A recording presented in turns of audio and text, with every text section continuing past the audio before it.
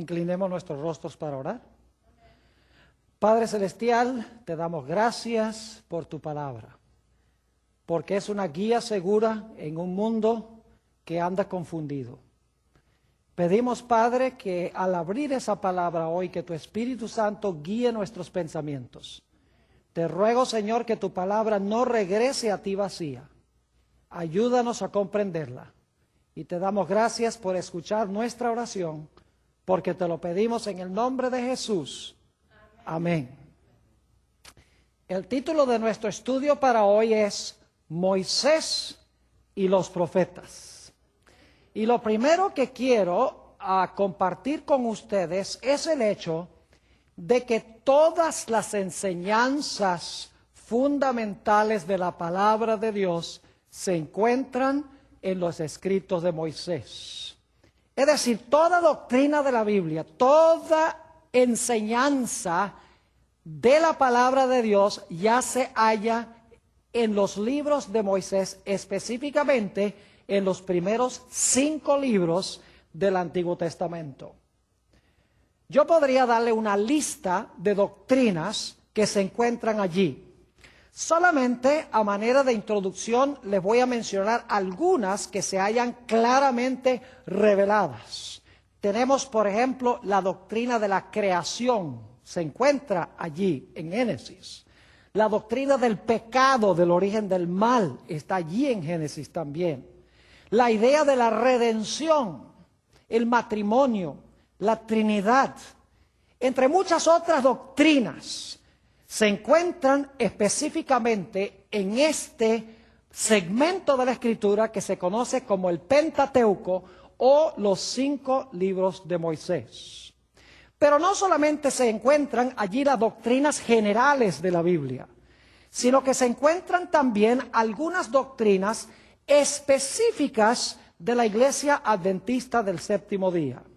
¿Sabían ustedes que todas las doctrinas de la Iglesia Adventista se pueden comprobar nada más de los 5 libros de Moisés?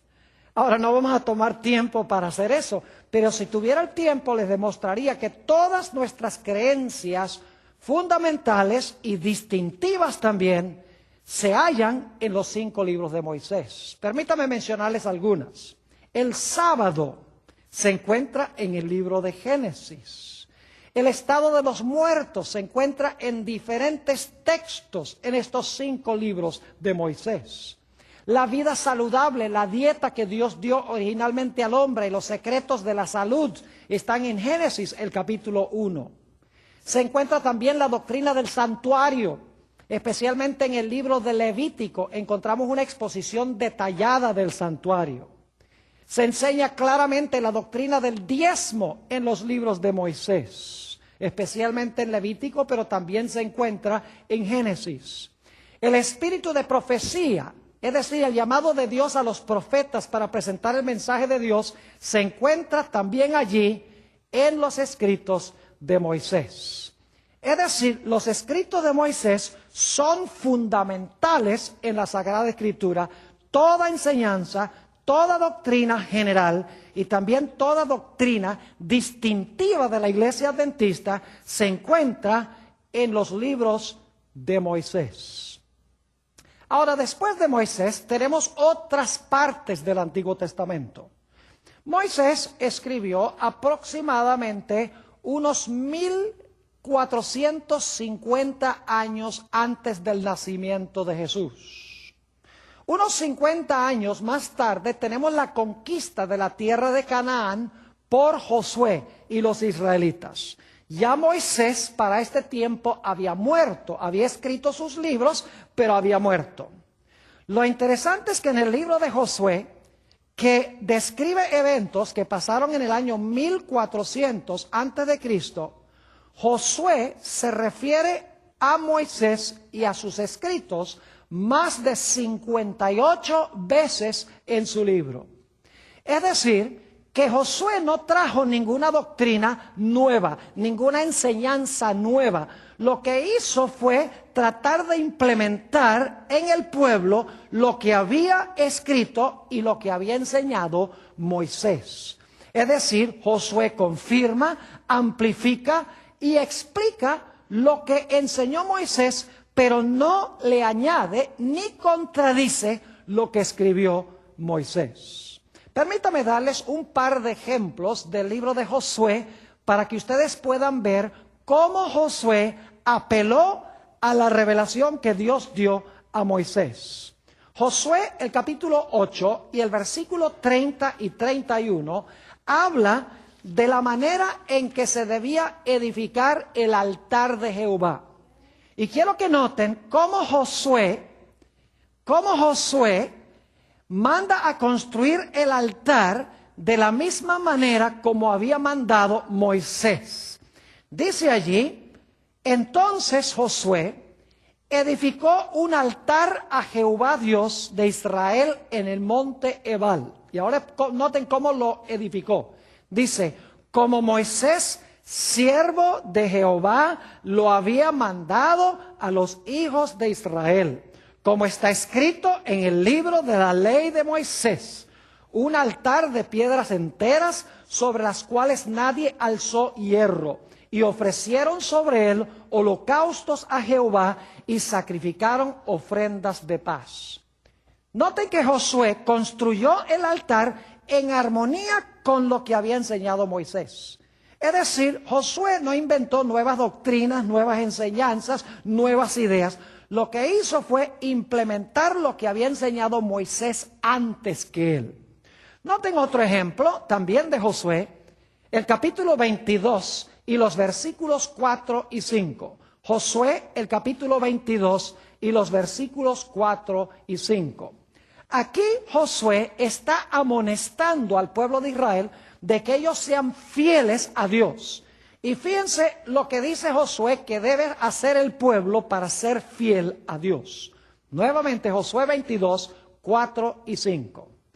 Ahora pues, que Jehová vuestro Dios ha dado reposo a vuestros hermanos, como lo había prometido, volved, regresad a vuestras tiendas, a la tierra de vuestras posesiones, que Moisés, siervo de Jehová, os dio al otro lado del Jordán. Y luego noten el versículo 5.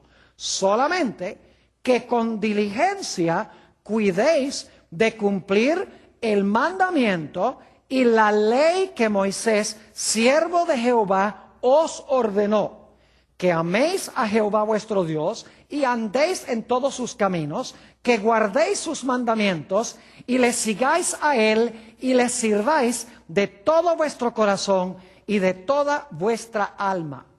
Noten que cuando Josué insta al pueblo a ser fiel a Dios, Josué les enseña que deben tener cuidado de cumplir el mandamiento y la ley que Moisés, siervo de Jehová, mandó a guardar al pueblo de Israel. Es decir, que aproximadamente en el año 1450 Moisés escribió sus libros. 50 años más tarde, en el año 1400, Josué está animando al pueblo de que siga lo que enseñó Moisés en sus 5 libros. Ahora debemos movernos a la época de los jueces.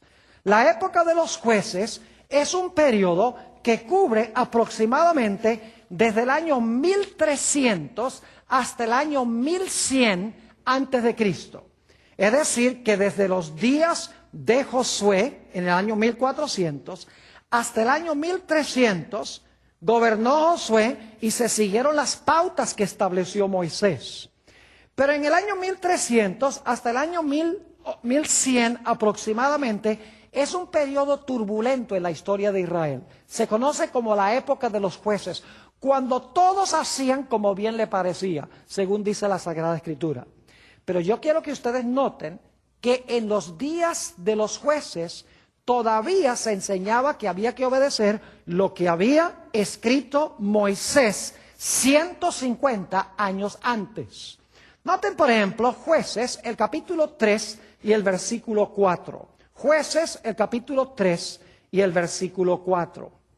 Dice allí, y fueron para probar con ellos a Israel. Los jueces, en otras palabras, fueron para probar con ellos a Israel. Ahora escuchen bien. para saber si obedecerían a los mandamientos de Jehová que él había dado a sus padres por mano de Moisés. Noten la idea de que Dios mandó jueces para probar a Israel, para ver si ellos iban a andar en lo que había revelado Dios a través de Moisés. Noten entonces que en la época de los jueces están regresando a los escritos fundamentales de Moisés. Y tenían que hacerlo, porque nos dice en Primera de Samuel, el capítulo 3 y el versículo 1, que la palabra de Jehová era escasa en esa época. Es decir, tenían que seguir lo que escribió Moisés, porque no había en esa época voz profética. Noten Primera de Samuel, el capítulo 3 y el versículo 1. Dice, el joven Samuel ministraba a Jehová en presencia de Elí, y la palabra de Jehová escaseaba en aquellos días. No había visión con frecuencia. Y por eso en la época de los jueces, la gente seguía lo que había enseñado Moisés 150 años antes del año 1300. Es decir, que en la época de Josué, en la época de los jueces, están enseñando y recordando lo que escribió Moisés. Los escritos de Moisés eran fundamentales. Ahora necesitamos movernos un poco más hacia adelante, a la época de la monarquía. Es decir, es la época cuando se levantaron los reyes en Israel. Este periodo cubre aproximadamente desde el año 1000 antes de Cristo hasta el año 605 antes de Cristo, cuando los judíos fueron llevados cautivos a Babilonia. Yo quiero que ustedes noten que durante la época de la monarquía de los reyes de Israel, todas las enseñanzas están basadas en lo que escribió Moisés. Aunque el año 1000 está 450 años después de Moisés, todavía en la época de los reyes se está apelando a los escritos de Moisés. Los reyes justos ofrecían sacrificios como mandó Moisés. Traían diezmos y ofrendas como mandó Moisés. Los sacerdotes enseñaban al pueblo como dijo Moisés que había que enseñar.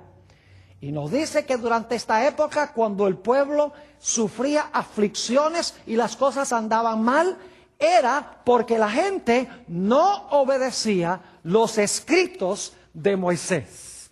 Permítame darles varios ejemplos de la época de la monarquía, es decir, la época de los reyes de Israel, para que ustedes vean nuevamente que en la época de los reyes de Israel, ellos apelan a los escritos de Moisés. Es decir, no están inventando nuevas doctrinas, nuevas enseñanzas, nuevos conceptos. Sencillamente están tomando y aplicando en su época lo que escribió Moisés varios siglos antes. Noten Primera de Reyes, el capítulo 2 y el versículo 3. Aquí David está hablándole a Salomón su hijo, porque Salomón va a tomar su puesto. Y dice David a Salomón: guarda los preceptos de Jehová tu Dios, andando en sus caminos y observando sus estatutos y mandamientos, sus decretos y sus testimonios. Noten esto ahora, de la manera que está escrito en la ley de Moisés, para que prosperes en todo lo que hagas y en todo aquello que emprendas. Qué interesante que cuando a David habló a su hijo Salomón, le dijo: asegúrate de hacer e implementar lo que enseñó Moisés en la ley que él escribió. Es decir, David está apelando a los escritos de Moisés. Noten Segunda de Crónicas, el capítulo 8 y el versículo 12 y 13. Segunda de Crónicas, el capítulo 8 y el versículo 12 y el versículo 13. Aquí está hablando de los sacrificios que ofreció Salomón. Y fíjense que los sacrificios que ofrece Salomón los ofrece en la forma en que Dios había mandado a través de Moisés. Dice allí, Segunda de Crónicas 8, 12 y 13, lo siguiente: entonces ofreció Salomón holocaustos a Jehová sobre el altar de Jehová que él había edificado delante del pórtico, para que ofreciesen cada cosa en su día. Ahora fíjense cómo se ofrecían los sacrificios. Para que ofreciesen cada cosa en su día, conforme al mandamiento de Moisés, en los días de reposo, en las nuevas lunas y en las fiestas solemnes 3 veces en el año. Esto es, en la fiesta de los panes sin levadura, en la fiesta de las semanas y en la fiesta de los tabernáculos. Noten que todas las fiestas en los días de Salomón se estaban observando de acuerdo a la forma en que prescribió ¿quién? En que prescribió Moisés. Salomón no está trayendo ninguna nueva doctrina. David no está trayendo nuevas enseñanzas. Sencillamente están tomando y aplicando lo que escribió Moisés centenares de años antes. Noten Segunda de Reyes, el capítulo 18 y el versículo 6. Todavía estamos en la época de los monarcas de Israel. Segunda de Reyes 18 y el versículo 6. Aquí nos dice que Ezequías, uno de los reyes de Israel, guardó las leyes que Dios dio a través de Moisés. Dice lo siguiente: en Jehová, Dios de Israel, puso su esperanza. Es decir, Ezequías puso su esperanza en Jehová, Dios de Israel. Ni después ni antes de él hubo otro como él entre los reyes de Judá, porque siguió a Jehová y no se apartó de él, y ahora escuchen, sino que guardó los mandamientos que Jehová prescribió a Moisés. Otra vez encontramos que Ezequías está obedeciendo los mandamientos que Dios dio a través de Moisés. Noten Primera de Crónicas, el capítulo 15 y el versículo 15. Nos está hablando aquí de los levitas, quienes cargaban el arca en Israel. Y fíjense que ellos cargaban el arca por una razón muy especial y de una forma muy especial. Primera de Crónicas 15 y el versículo 15.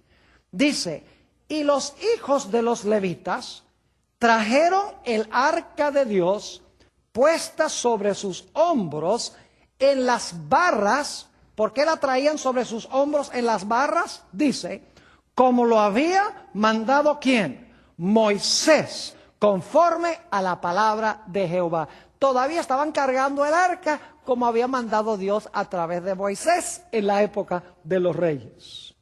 Ahora, el pueblo de Israel fue llevado cautivo al reino de Asiria por su desobediencia.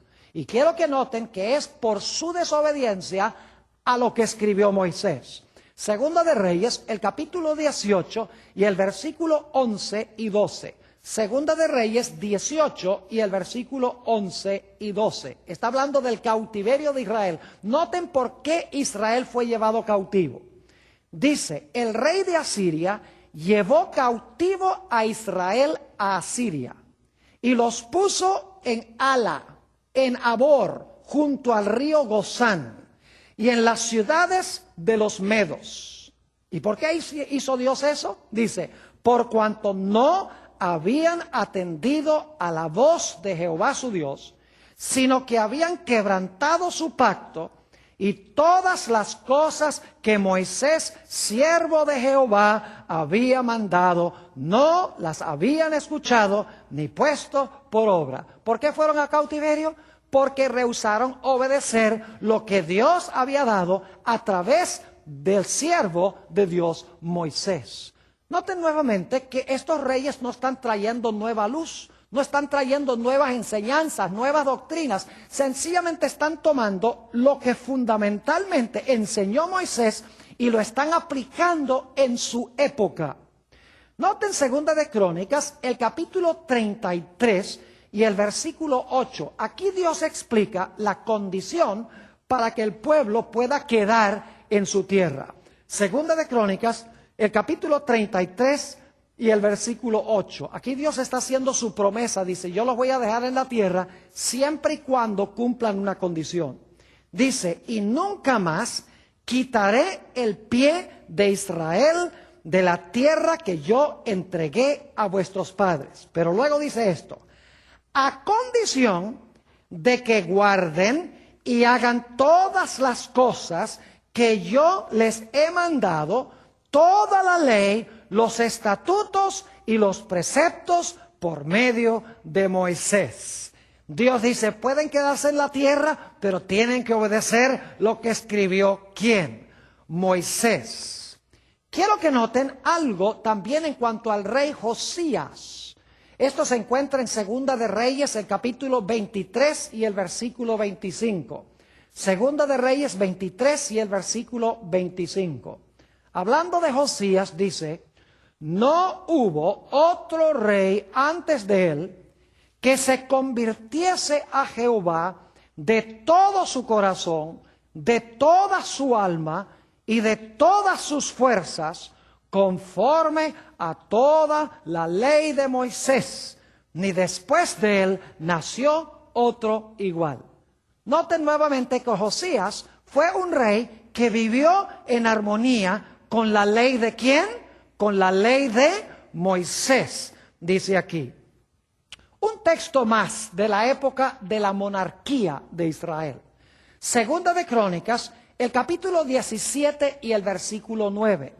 Aquí está hablando de los sacerdotes de Israel y explicando qué era lo que enseñaban los sacerdotes. Segunda de Crónicas 17 y el versículo 9. Dice lo siguiente: y enseñaron en Judá, teniendo consigo el libro de la ley de Jehová, y recorrieron todas las ciudades de Judá, enseñando al pueblo. ¿Qué era lo que enseñaban los sacerdotes? Todo lo que se encontraba en el libro de la ley de Jehová. Es decir, usaron los escritos de Moisés para enseñarle al pueblo los sacerdotes en la época de la monarquía. Así que, ¿qué hemos visto hasta ahora? Vimos que Moisés dio el material fundamental de la Sagrada Escritura. Toda doctrina de la Biblia está en los escritos de Moisés. Luego nos movimos a la época de Josué. Josué no trae nueva luz, sino que presenta lo que Dios había dado a través de Moisés y lo aplica a su época. Luego llegamos a la época de los jueces. En la época de los jueces lo mismo. Se enseña y se practica, aunque escaseaba la palabra de Dios, los escritos de Moisés. Luego en la época de la monarquía, los reyes ofrecían sacrificios, ofrecían presentes, hablaban al pueblo, enseñaban a la gente de acuerdo a las enseñanzas fundamentales que había dado Moisés. Ahora necesitamos movernos a la época de los profetas.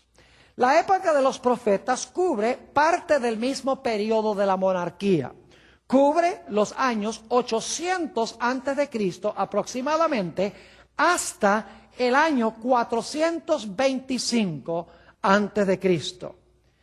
Hay profetas que se conocen como los profetas primeros y hay otros que se conocen como los profetas postreros. Los primeros son los que primero se levantaron alrededor del año 800. Los postreros son como Malaquías y Zacarías, que escribieron al final de este periodo.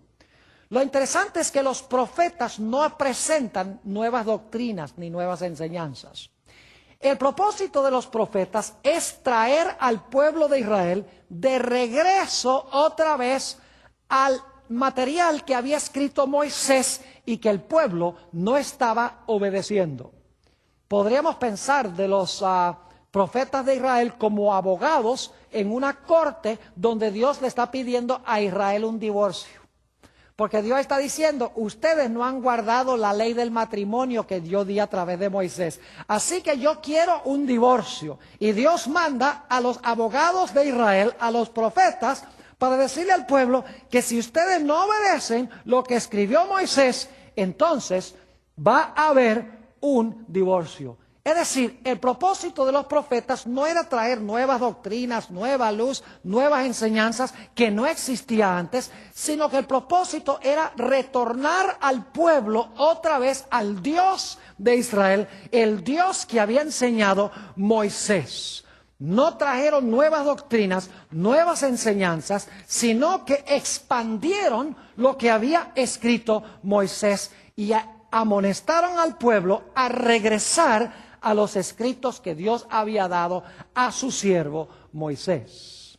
Ahora quiero darles algunos ejemplos de los profetas para que ustedes vean que los profetas lo que hacían era decirle al pueblo: ustedes desobedecieron a Moisés y por esto han venido estas calamidades sobre el pueblo de Israel. Noten Daniel, el capítulo 9 y el versículo 11. Daniel, el capítulo 9 y el versículo 11. Primero se dice que Israel fue cautivo a Babilonia porque ignoraron los escritos de Moisés.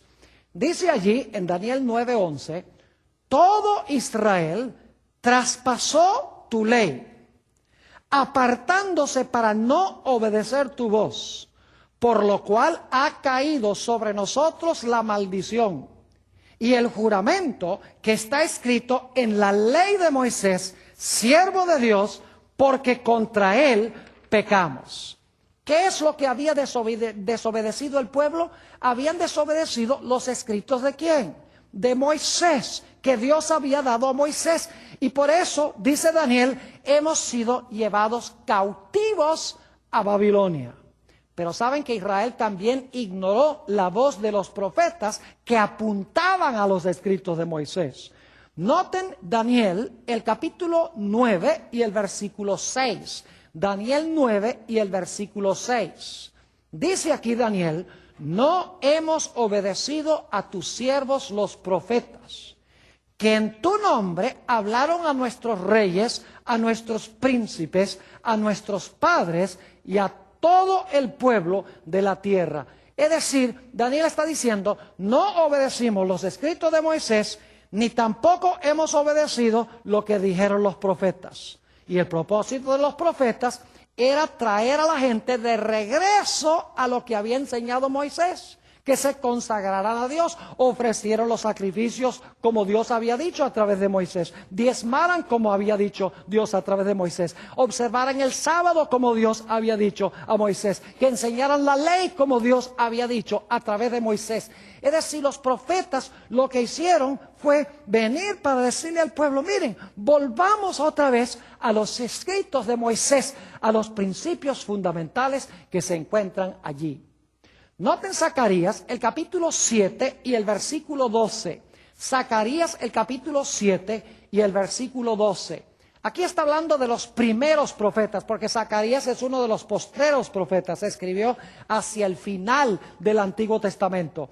Pero Zacarías va a hablar de los primeros profetas aquí. Noten Zacarías 7 y el versículo 12.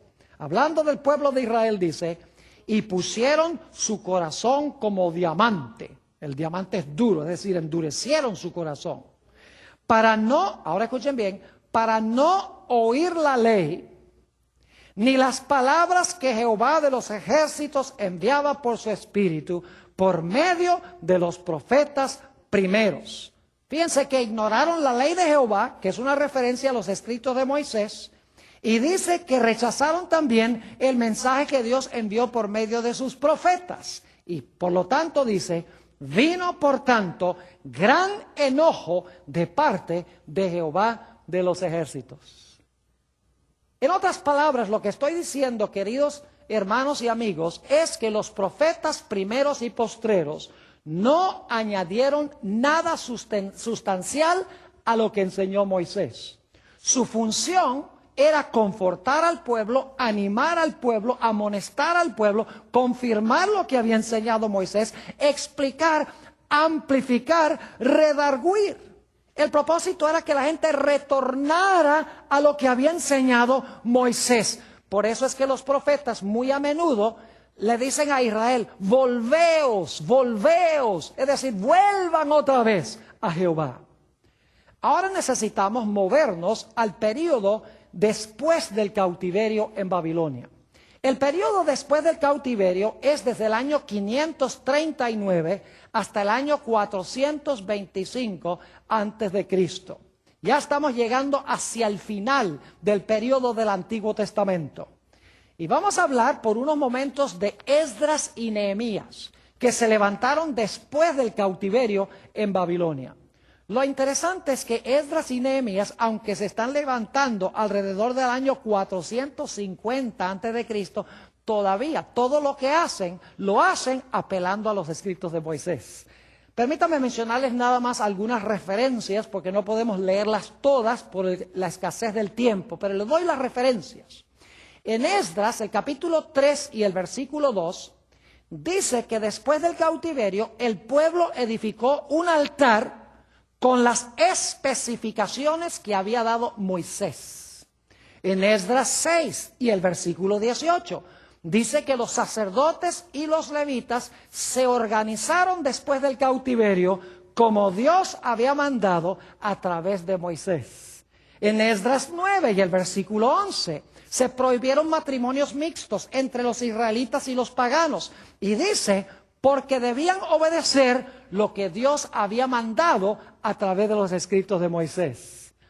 En Nehemías, el capítulo 8 y el versículo 1 al 3, y también el versículo 8 y 9 y el versículo 13 al 15, dice que el pueblo celebró la fiesta de tabernáculos después que regresaron a su tierra. Y dice que celebraron la fiesta de tabernáculos exactamente como lo había mandado Moisés. Y en Nehemías el capítulo 10 y el versículo 28 y 29, el pueblo prometió obedecer la voluntad de Dios tal cual fue dada a Moisés. Es decir, a través de todo el Antiguo Testamento, mis hermanos y hermanas, los que están viendo por televisión, la gente está apelando a los escritos de Moisés como fundamentales. Nadie le está añadiendo nada a los escritos de Moisés. Sencillamente están ampliando, están explicando, están corrigiendo al pueblo por desviarse de los escritos de Moisés. Pero todas las doctrinas claves están en los escritos de Moisés. Permítanme leerles una última cita del Antiguo Testamento antes de ir al Nuevo. Malaquías el capítulo 4 y el versículo 4 al 6 habla de algo que va a suceder antes del día grande y terrible de Jehová. La Biblia dice que Dios va a mandar a Elías, el profeta, antes del día grande y terrible de Jehová. Dicho sea de paso, el primer cumplimiento de esto fue con Juan el Bautista. Juan el Bautista fue el que vino en el espíritu y el poder de Elías. Ahora, ¿qué es lo que iba a enseñar este Elías? No en persona, sino con el espíritu y poder de Elías. Malaquías el capítulo 4 y el versículo 4 hasta el versículo 6. Dice aquí, acordaos de la ley de Moisés mi siervo, al cual encargué en Horeb ordenanzas y leyes para todo Israel. ¿A qué es lo que está apelando Malaquías? ¿A los escritos de quién? De Moisés. Versículo 5. He aquí, yo os envío al profeta Elías antes que venga el día de Jehová grande y terrible. Él hará volver el corazón de los padres hacia los hijos y el corazón de los hijos hacia los padres, no sea que yo venga y hiera la tierra con maldición. Fíjense que dice aquí que cuando se iba a levantar este Elías final, que se debía nuevamente atraer atención a los escritos de ¿quién? A los escritos de Moisés. Nos hemos movido a través de todo el Antiguo Testamento. Tenemos a Moisés, quien es fundamental. Todas las doctrinas de la iglesia, tanto generales como distintivas, están en los escritos de Moisés. Luego Josué apela a Moisés, los jueces apelan a Moisés, los reyes apelan a Moisés, los profetas primeros y los profetas postreros apelan a Moisés, Esdras y Nehemías apelan a Moisés. Y dice que cuando se levantara este Elías para preparar el camino para el Mesías, él también iba a traer a colación a Moisés. Es decir, que todo lo que vino después de Moisés tenía única y exclusivamente el propósito de ampliar y explicar lo que escribió Moisés, aplicarlo a su época y corregir a los que no vivían en armonía con lo que escribió Moisés. ¿Está claro este punto? Ahora necesitamos ir al Nuevo Testamento. El Nuevo Testamento fue escrito aproximadamente entre los años 45 y 90 después de Cristo. Lo interesante es que el Nuevo Testamento no presenta fundamentalmente nada nuevo que no se encuentre ya en el Antiguo Testamento. El Nuevo Testamento amplifica, confirma, desarrolla y explica lo que ya contiene el Antiguo Testamento. El Nuevo Testamento no añade nada sustancial al Antiguo Testamento, ni contradice lo que está en el Antiguo Testamento. Podemos notar, por ejemplo, la vida de Jesús. ¿Saben ustedes que la vida de Jesús toda está revelada en el Antiguo Testamento? Cuándo iba a nacer, dónde iba a nacer, que lo iban a anunciar una estrella, las palabras que sus enemigos iban a decir cuando él iba a colgar sobre la cruz, el hecho de que lo iban a traspasar con una lanza, que iban a echar suerte sobre sus vestimentas, que iba a morir, que iba a ser sepultado, que iba a resucitar el tercer día. Todo eso estaba ya en el Antiguo Testamento. Lo único que hace el Nuevo Testamento es ampliar y explicar y decir, mire, este es el que cumplió todas estas profecías que están en los escritos de Moisés y en los escritos de los profetas. Es decir, que el Nuevo Testamento es una ampliación de la luz que Dios dio a través del Antiguo Testamento, comenzando con Moisés. Si yo tuviera tiempo, les demostraría que el santuario hebreo es una revelación del plan de salvación. Todas las funciones de Jesús, como Cordero de Dios que quita el pecado del mundo, como intercesor en el lugar santo del santuario, como juez en el lugar santísimo, como el que va a colocar los pecados sobre el macho cabrío Azazel al final de la historia, símbolo de Satanás. Es decir, que todo lo que Jesús iba a hacer en la historia de la salvación ya se revela en el Antiguo Testamento y se encuentra fundamentalmente en los escritos de Moisés. Yo quiero leerles algunos textos del Nuevo Testamento que demuestran esto claramente. Vayan conmigo a San Juan el capítulo 1 y el versículo 45. San Juan 1 y el versículo 45. Aquí nos dice que Felipe consiguió a Natanael. Y Felipe, quien era uno de los discípulos, le dijo a Natanael que él había encontrado al Mesías. Note lo que dice Juan 1 y el versículo 45. Dice, Felipe halló a Natanael y le dijo, hemos hallado, ahora escuchen bien, hemos hallado a aquel de quien escribió Moisés en la ley. ¿Está claro eso? Jesús, ¿quién había escrito en cuanto a Jesús? Moisés, ¿dónde? En la ley. Así como los profetas, es decir, Moisés lo enseñó y los profetas confirmaron lo que enseñó Moisés. Y luego dice, ¿quién es? A Jesús, el hijo de José de Nazaret. Es decir, Moisés y los profetas hablaron de este y dice Felipe, aquí está, ya lo conseguimos. No está trayendo nueva luz, ni nuevas doctrinas, ni nuevas enseñanzas. Está sencillamente confirmando lo que ya estaba en los escritos de Moisés y fue confirmado por los profetas. Noten Lucas 24 y el versículo 27. San Lucas 24 y el versículo 27. Aquí el Señor Jesucristo alcanza a dos hombres que están caminando a un pueblo cerca de Jerusalén que se llamaba Emaús. Y empieza una conversación con ellos. Y ellos dicen, nosotros pensábamos que el que murió en Jerusalén iba a redimir a Israel. Y entonces Jesús procede a explicarles por qué fueron chasqueados. Note lo que dice Lucas 24 y el versículo 27. Y comenzando desde Moisés. ¿Dónde comenzó Jesús? Desde Moisés. Y siguiendo por dónde? Por todos los profetas, les declaraba en todas las escrituras lo que de él decían. ¿De quién hablaban los escritos de Moisés? De Jesús. ¿De quién hablaron los profetas? De Jesús. ¿De quién hablaron las escrituras? De Jesús. Yo pregunto, ¿ya Jesús estaba en los escritos de Moisés? ¿Sí? ¿Ya estaba en los escritos de los profetas? ¿Ya estaba Jesús en las escrituras? Claro que sí. ¿Qué hace Jesús? Sencillamente Jesús abre los escritos de Moisés y los profetas y dice, mire, aquí está escrito, yo soy. ¿No se dan cuenta cómo se cumplió todo esto en mí? Jesús no está trayendo nuevas doctrinas. Sencillamente está mostrando cómo Él es el cumplimiento de lo que ya había sido dado de antemano.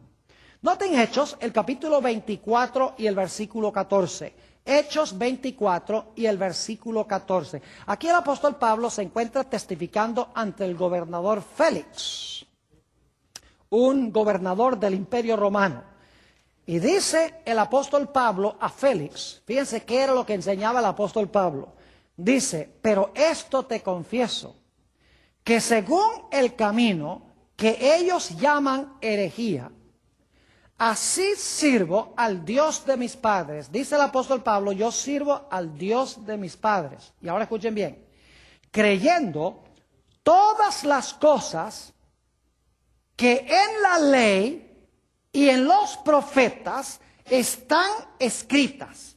¿Qué es lo que creía el apóstol San Pablo? ¿Qué era lo que enseñaba el apóstol San Pablo? Todo lo que estaba, ¿qué? En la ley, que se refiere a los escritos de Moisés, y que estaban escritos ¿dónde? En los profetas. Entonces, ¿de dónde sacó el apóstol Pablo su material? ¿De dónde sacó el apóstol Pablo sus enseñanzas? Trajo nuevas doctrinas, nuevas enseñanzas deslumbrantes que nadie conocía antes. No, sencillamente está desarrollando y ampliando lo que había sido escrito por Moisés y por los profetas y por los salmos. Note lo que dice Hechos, el capítulo 26 y el versículo 22. Hay muchos textos que pueden corroborar lo que estamos estudiando. Hechos 26 y el versículo 22. Aquí Pablo está hablando de qué cree él de los escritos de Moisés y de los profetas. Dice aquí el apóstol San Pablo, pero habiendo obtenido auxilio de Dios, persevero hasta el día de hoy, dando testimonio a pequeños y a grandes. Y ahora escuchen bien, no diciendo nada fuera de las cosas que los profetas y Moisés dijeron que habían de suceder. ¿Qué fue lo que enseñó el apóstol Pablo? Dice, yo no enseñé nada que no haya sido enseñado por ¿quiénes? Por los profetas y por Moisés. ¿De dónde sacó entonces el apóstol Pablo su material? Trajo unas doctrinas que nadie había oído antes. Unas enseñanzas radicalmente distintas. No, señor, dice, yo no enseñé nada, sino lo que está escrito en la ley de Moisés y en los profetas. Es decir, él está ampliando, él está explicando lo que se encuentra ya en los escritos de Moisés y en los profetas que confirman lo que dijo Moisés. Un texto más de Hechos, el capítulo 28 y el versículo 23 y 24. Hechos, el capítulo 28 y el versículo 23 y 24. Nuevamente el apóstol Pablo nos dice la importancia de Moisés. Dice lo siguiente, y habiéndole señalado un día, vinieron a él muchos a la posada, a los cuales les declaraba y les testificaba el reino de Dios desde la mañana hasta la tarde. Fíjese que estaba dando un estudio bíblico. Persuadiéndoles acerca de Jesús. ¿Y de dónde sacaba su información sobre Jesús? Acerca de Jesús, tanto por la ley de Moisés como por los profetas.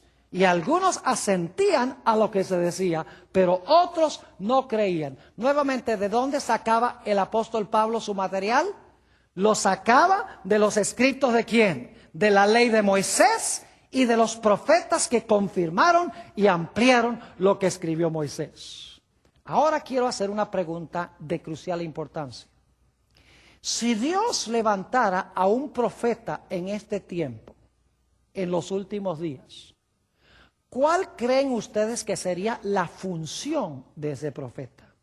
¿De dónde creen ustedes que ese profeta adquiriría su material?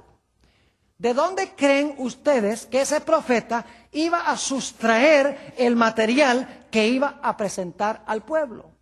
¿Qué hablaría ese profeta? Pregunto, ¿creen ustedes que ese profeta traería nueva luz, nuevas doctrinas, nuevas enseñanzas revolucionarias que no se encuentran en las revelaciones anteriores? Claro que no. Si Dios levantara un profeta en estos últimos días, tendría que ser que confirmaría, ampliaría, explicaría, expandiría la revelación que Dios dio a Moisés, que dio a través de los profetas y que confirmó en el Nuevo Testamento. Es decir, si Dios levantara un profeta moderno, el profeta moderno no traería nueva luz, sino que ampliaría y explicaría la antigua luz y corregiría a aquellas personas que se desvían de la luz que Dios ha dado. Yo quiero decirles que hay un profeta que Dios ha levantado en estos últimos días. En realidad es una profetisa. Hemos hablado de ella en temas anteriores. Era una mujer llamada Elena G. de White. ¿Saben ustedes que Elena White nunca profesó traer nuevas doctrinas? Nunca trajo ideas que no se encuentran ya en la revelación anterior. Es más, permítanme leerles una cita de esta autora que se encuentra en un capítulo muy importante en Joyas de los Testimonios, tomo 2, y el título del capítulo es La naturaleza y la influencia de los testimonios. Dice lo siguiente, escuchen bien: la palabra de Dios basta para iluminar la mente más oscurecida. ¿Qué es lo que se necesita para iluminar las mentes oscurecidas? Los escritos de la hermana White, ¿verdad? No. Dice, la palabra de Dios basta para iluminar la mente más oscurecida. Y puede ser entendida por los que tienen deseos de comprenderla. Pero no obstante todo esto, no obstante que la palabra de Dios es suficiente para iluminar a toda la gente, no obstante todo esto, algunos que profesan estudiar la palabra de Dios, algunos que dicen yo estudio la palabra de Dios, se encuentran en oposición directa a sus más claras enseñanzas. Es decir, yo sigo la palabra, pero en su vida contradicen lo que enseña la palabra. Sigue diciendo ella. Entonces, para dejar a los hombres y a las mujeres sin excusa, Dios da testimonios claros y señalados. Se está refiriendo a sus escritos. Dios da testimonios claros y señalados a fin de hacernos volver a la palabra que no han seguido. ¿Captaron eso? ¿Cuál es el propósito de los testimonios que Dios da a través de Elena White? Para traer a la gente, dice, para volver a la palabra que no han seguido. Sigue diciendo, la palabra de Dios abunda en principios generales para la formación de hábitos correctos de la vida. Es decir, la palabra de Dios tiene principios generales, no siempre específicos. Dice ella, para la formación de hábitos correctos de vida. Y los testimonios, los escritos de ella, generales y personales, han sido calculados para atraer su atención más especialmente a estos principios. Es decir, nuevamente el propósito es traer la mente de la gente de regreso ¿a dónde? A los principios de las Escrituras. Les doy un ejemplo.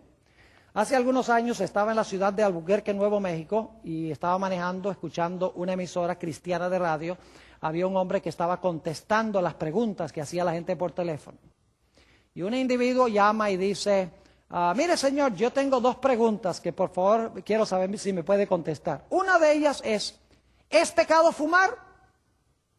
Y la segunda pregunta es, ¿me va a mandar Dios al infierno por fumar? Y dice, bueno, yo voy a colgar para escuchar qué respuestas me va a dar a mis preguntas. Me quedé aterrado de escuchar al cristiano que estaba contestando las preguntas.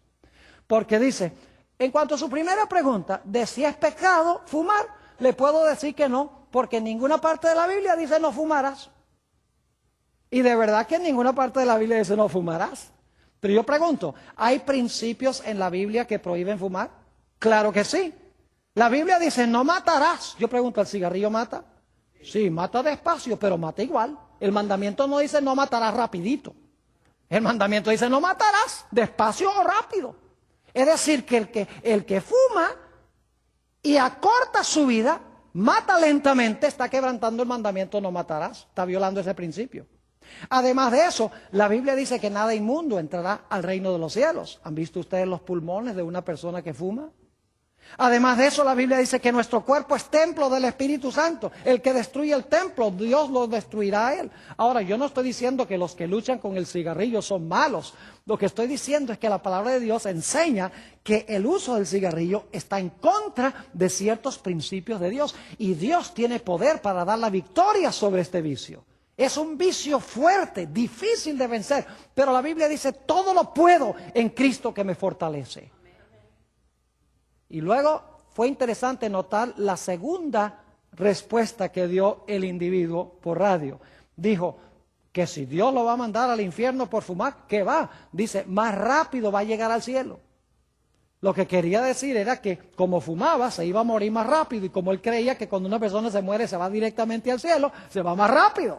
Que es otra doctrina falsa, porque la Biblia dice que los muertos no saben nada cuando mueren. Cuando Cristo venga es que van a ir para estar con el Señor.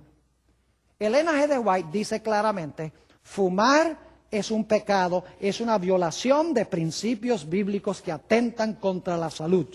¿Tiene ella razón en lo que dice? Aunque la Biblia no dice no fumarás, ella no le está añadiendo nada a la Biblia. Está tomando principios de la Biblia y los está aplicando a casos específicos en la vida real de ahora. Quiero leerles una cita que encontramos en el libro Palabras de Vida del Gran Maestro, en el capítulo que se titula ¿Dónde hallar la verdad? Aquí la autora habla de la relación entre la nueva luz y la vieja luz. Dice lo siguiente, en cada época hay un nuevo desarrollo de la verdad. ¿Se dieron cuenta? En cada época hay un nuevo desarrollo de la verdad. No nueva verdad, sino nuevo desarrollo de la verdad. Un mensaje de Dios al pueblo de esa generación. Las viejas verdades son todas esenciales. La nueva verdad no, ahora noten, la nueva verdad no es independiente de la vieja, sino un desarrollo de ella. ¿Qué es la nueva verdad? Cuando Dios trae, es un desarrollo de la vieja verdad. No es nueva luz, sino un desarrollo de la luz. Sigue diciendo, es únicamente comprendiendo las viejas verdades como podemos entender las nuevas. Trate usted de entender la muerte de Cristo en la cruz sin los textos del Antiguo Testamento que hablan de Jesús como el Cordero. Imposible. Trate usted de entender que Jesús resucitó al tercer día sin que el Antiguo Testamento tuviera profecías de que iba a resucitar el tercer día. Es decir, dice ella, es únicamente comprendiendo las viejas verdades como podemos entender las nuevas. Cuando Cristo deseó revelar a sus discípulos la verdad de su resurrección, fíjense, cuando Jesús quiso mostrar bíblicamente que Él iba a resucitar, dice, comenzó desde Moisés y de todos los profetas, y declarábales en todas las escrituras lo que de Él decían. Pero es la luz que brilla en el nuevo desarrollo de la verdad lo que glorifica lo viejo. Es decir, el nuevo desarrollo no contradice, sino que glorifica lo viejo. Aquel que rechaza o descuida lo nuevo, no posee realmente lo viejo. Para él, la verdad pierde su poder vital y llega a ser solamente una forma muerta. Es decir, tanto las viejas verdades como las nuevas verdades son esenciales, pero las nuevas verdades tienen el propósito de ampliar lo que ya Dios dio en el pasado. Quiero concluir relatándoles algo de la experiencia de los saduceos de la época de Jesús. Los saduceos eran los liberales de la época de Cristo. Es decir, ellos creían que solamente los escritos de Moisés fueron inspirados por Dios. Ellos no creían que los profetas fueron inspirados por Dios. Creían que los profetas eran menos inspirados y los profetas tenían menos autoridad. Ellos decían, nosotros nos guiamos solamente por Moisés. Y una de las cosas que ellos negaban era la resurrección de los muertos. Ustedes pueden darse cuenta que Jesús batalló con algunos saduceos que decían que no había resurrección de los muertos. Jesús estaba luchando contra este grupo que decía, nosotros creemos solamente a Moisés, nosotros no creemos los profetas. Y decían, los profetas enseñaron la resurrección, pero Moisés no lo enseñó, así que sencillamente aceptamos a Moisés. Lo interesante es que si ellos hubieran leído con cuidado a Moisés, se hubieran dado cuenta que los profetas no inventaron la resurrección, sino que los profetas estaban ampliando lo que los escritos de Moisés ya contenían en principio, si hubieran estudiado con sabiduría. Por ejemplo, encontramos en el caso de Moisés en Deuteronomio el capítulo 34 y el versículo 5 y 6, dice que cuando Moisés se murió, dice que Dios lo enterró. ¿Ve qué interesante? Y nadie sabía dónde estaba su sepulcro. Ya como que uno tiene una idea de que, bueno, si Dios lo enterró, el único personaje en la Biblia que Dios haya enterrado es porque la muerte de Moisés tuvo algo especial. Y luego, si nadie sabía dónde estaba su sepulcro, los judíos marcaban los sepulcros de sus héroes. Si nadie sabía dónde estaba el sepulcro, ¿será posible que era porque Moisés había resucitado?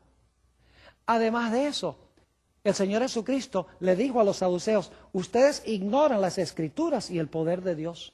Porque Dios, la Biblia dice que Dios es el Dios de Abraham, Isaac y Jacob. Y Dios no es un Dios de muertos, sino de ¿qué? Sino de vivos. Es decir, si Dios es el Dios de Abraham, Isaac y Moisés, ellos están muertos. Pero si Él es el Dios de ellos entonces significa que algún día van a ¿qué? Van a resucitar para que Él pueda ser su Dios.